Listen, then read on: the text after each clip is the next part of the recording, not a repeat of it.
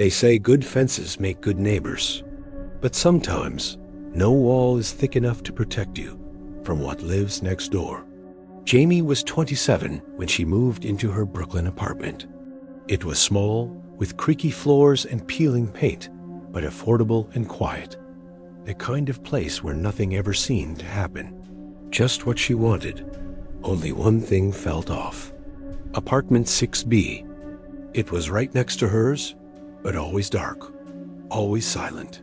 She never saw the tenant, never heard footsteps, just stillness. She asked the landlord about it. "Oh, Mr. Caldwell?" He muttered, not meeting her eyes. "He's lived there a long time." Keeps to himself. Then came the sounds.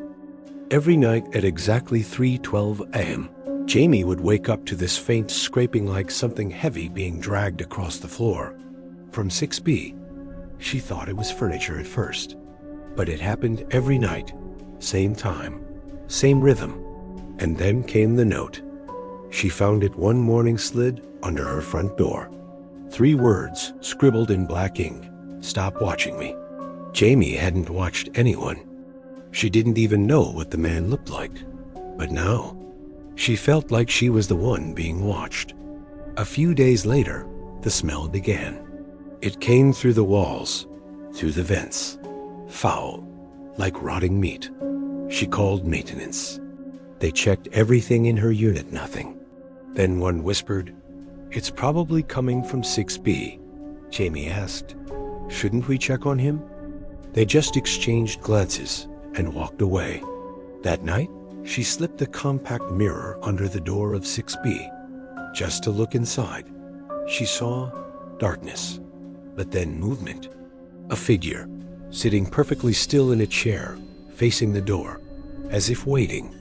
No lights, just a silhouette in the black. Jamie yanked the mirror back and bolted her door. That night, she slipped a compact mirror under the door of 6B, just to look inside. She saw darkness, but then movement. A figure, sitting perfectly still in a chair, facing the door, as if waiting. No lights, just a silhouette in the black. Jamie yanked the mirror back and bolted her door. Jamie started asking questions. She found an older woman on the 3rd floor willing to talk. There was a Caldwell, she said. Real name was Walter. He moved in during the 90s. What happened to him? Jamie asked. The woman's hands trembled. He had ... issues, said the walls had eyes, that people changed when they were asleep. He started drilling peepholes, watching neighbors, filming them. He thought he could see their souls when they didn't know he was looking. Jamie felt nauseous. They found him in 2002, dead, sitting in a chair, staring at the door. The same chair Jamie saw, the same pose. 2 nights later, Jamie woke to knocking. Not on her door, inside her bedroom wall. 3 slow knocks, then silence. The next morning, she found another note under her door. You looked.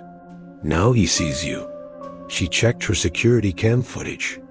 At 3:12 a.m., the camera triggered. A shadow passed in front of her peephole, but no one was there. No footsteps. Just a presence. Then she found something worse. A Polaroid photo in her mailbox. It was a picture of her, asleep, taken from outside her bedroom window.